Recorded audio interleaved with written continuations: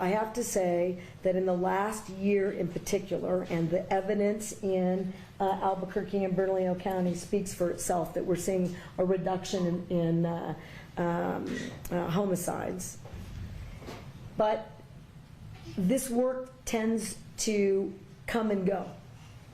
And that can't be the way that we do it anymore. And the way that that's occurred in that way, because we all are resource limited. So we've determined today, and I want to thank you, and I'll introduce everyone on the table, that we don't need any more resource limitations conversations. We need to use the power of a public health and a state of emergency to access different levers, different resources, and different opportunities to keep New Mexicans safe. So that's what's changed today, and we're going to keep doing this work very closely until we see dramatic additional productive changes in the state. What I have in the public health order is not agreed to by every member sitting at this table. So in this public health order, which is effective today, September 8th, which lasts 30 days, and then we'll, like all the other public health orders, we will either amend or renew or adjust, depending upon where we are. So effective immediately, no person other than a law enforcement officer or licensed security officer shall possess a firearm, either openly or concealed, within cities or counties averaging 1,000 or more violent crimes per 100,000 and more than 90 firearm-related emergency department visits. So to put that in sort of a layman's terms, for 30 days in Albuquerque and Bernalillo County, it's the only place that meets both those standards. Statewide order, but only one place meets both criteria, where we have far too many ER gunshot visits and we have far too many crimes involving firearms. We are suspending open and concealed carry.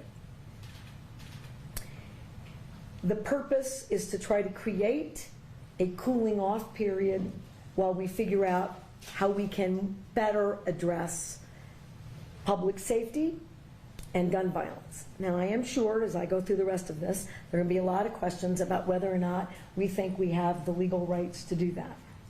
I am sure that before you write this, there will be a legal challenge, and I can't tell you that we win it, given all of the different challenges to gun violence laws and restrictions on individual firearm access and control.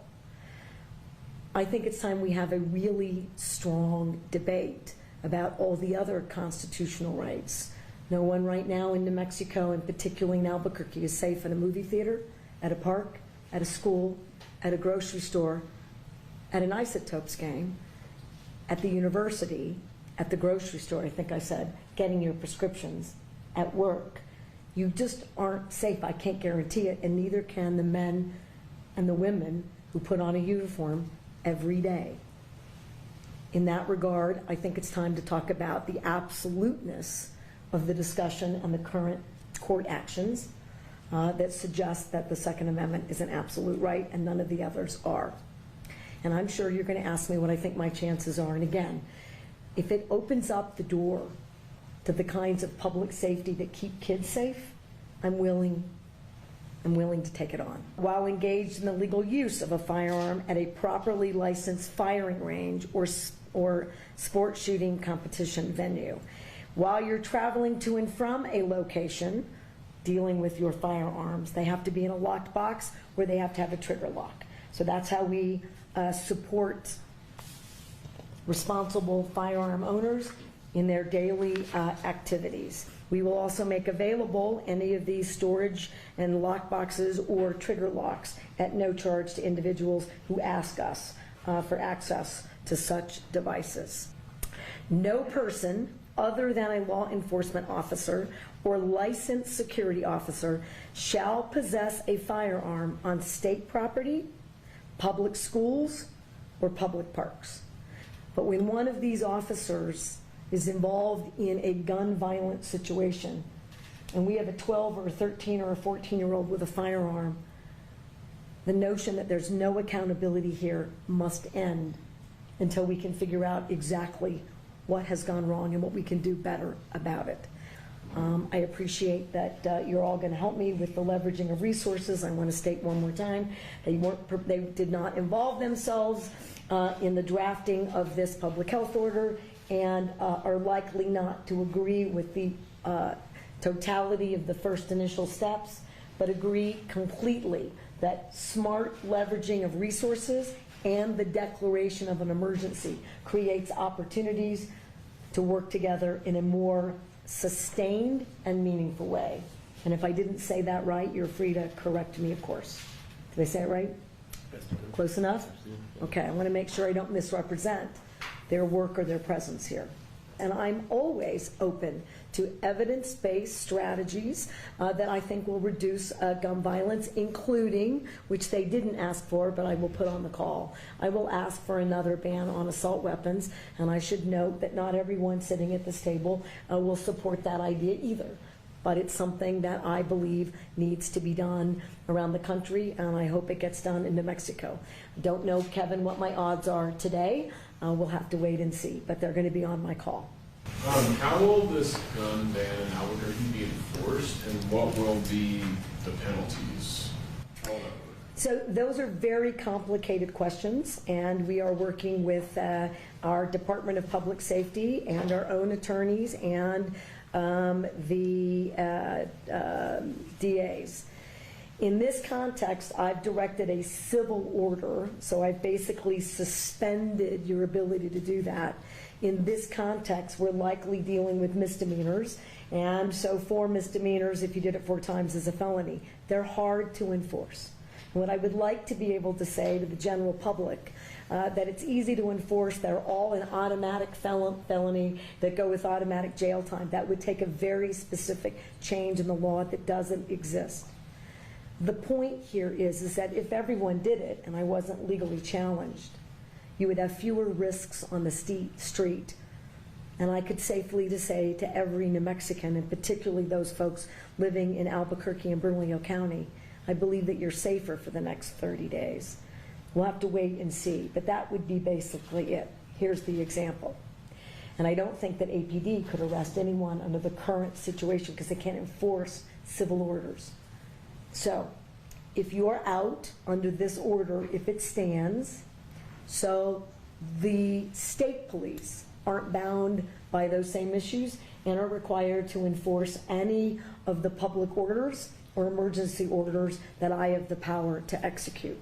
So in having more police presence, assuming there's not a challenge, or there's a challenge and we win, we'd be the only place in America where that happened. So Holly, high bar, let's go. They could make that arrest on that misdemeanor. That's how it would be enforced. All the examples you cited are crimes. Kids shooting at other kids, shooting from cars. So what's the value of the civil order?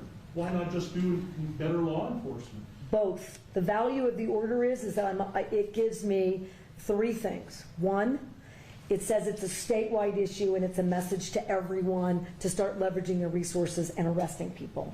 2, the jurisdictions come at this, including with the DOJ restrictions, differently, without the leveraging and the additional resources, arresting, and where do they go? We got to make sure that everyone is bumping up their services. It's a message to the Metropolitan Detention Center. It's a message to the HMOs. You better figure out treatment. We have been sort of stalled out, to your point. This order basically says, stop stalling out, and to your point, just arrest everyone. Well, I also have to have the ability, I can't arrest everyone. There are literally too many people to arrest. Well, this would allow us, if someone's got a concealed carry permit in Albuquerque walking down a public street, they're not going to get arrested. I can make the point that maybe they should be. And this is the point. I'm willing to do anything and everything within a shred of evidence-based effort. Because if you're not horrified that on any street corner in too many cities in New Mexico, there is someone with a gun sticking out of their waist or their belt. And I'll tell you, if you're a young person, you're not allowed to have a handgun. Well, it's a crime already. I got it, but we won't be able to arrest all of them. So imagine, just in a perfect world, if this was upheld, it gives all of these police officers the ability to focus on the real criminals. Last follow-up. Yeah. But your point is valid. You took an oath to the Constitution. Isn't it unconstitutional to say you cannot exercise your carry license? With one exception, and that is if there's an emergency, and I've declared an emergency for a temporary amount of time, I can invoke additional powers. No constitutional right, in my view, including my oath, is intended to be absolute. There are restrictions on free speech. There are restrictions on my freedoms. In this emergency, this 11-year-old and all these parents who have lost all these children, they deserve my attention to have the debate about whether or not in an emergency we can create a safer environment. Because what about their constitutional rights? I took an oath to uphold those too. And if we ignore this growing problem without being bold, I've said to every other New Mexican, your rights are subrogated to theirs. And they are not, in my view. Wait a minute. Okay. You're talking about crimes. There are already laws against the crimes, so how are their rights? I got it. But again, if I'm unsafe, who's standing up for that right? If this climate is so out of control, somebody should do something. I'm doing as much as I know to do. Madam Governor, Yep. do you really think that criminals are going to hear this message and not carry a gun in Albuquerque on the streets for 30 days? No. But here's what I do think. It's a pretty resounding message to everybody else in that community to report a crime, to tell us what's going on, to aid law enforcement, to do something different. How many of you have been told by a business or a citizen, it's all of you, by the way, that they call or they ask for help and no one will show up or do anything about a crime, particularly even a violent crime? How many times have you heard that? Once every day? 10 times every week? Well, I hear it every day. So if this encourages the public to help us create a safer environment, I'm in. Does anybody, I don't have to be the only one talking. So let's say this month goes exactly as you're hoping, you win any challenges to it, you get data that looks really good for the whole thing. I mean, what's after that? What would you hope to follow? I would hope that data, if this holds and it works, then we make a decision whether we can remove the order if the public emergency and the epidemic is over. I bet it's not over in 30 days.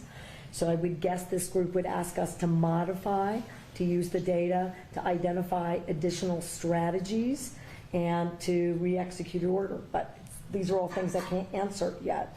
Again, the beauty for me is this is the power I have. It allows me to dictate to hospitals, although they're supposed to be doing it, but make it really clear, they have to report information to us about gunshot victims. And I think it's going to have a market impact as well. But if it doesn't, something else is coming. Enough is enough. Yeah. Enough is enough.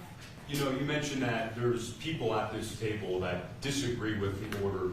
I'm just curious if anyone wants to step up and speak. What specifically do you disagree with? Can I just do it? Yeah, I think and I'm going to thank Milan for his really tough questions. They're fair.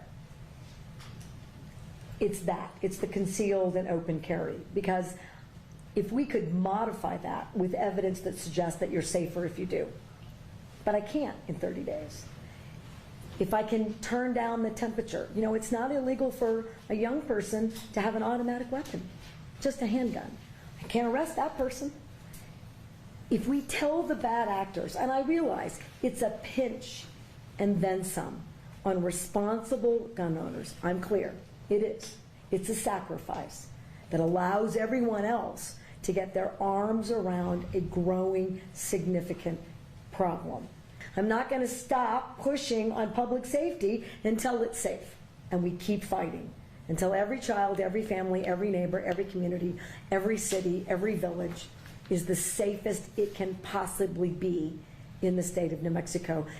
Thank you for being here today, and New Mexico, let's stay safer.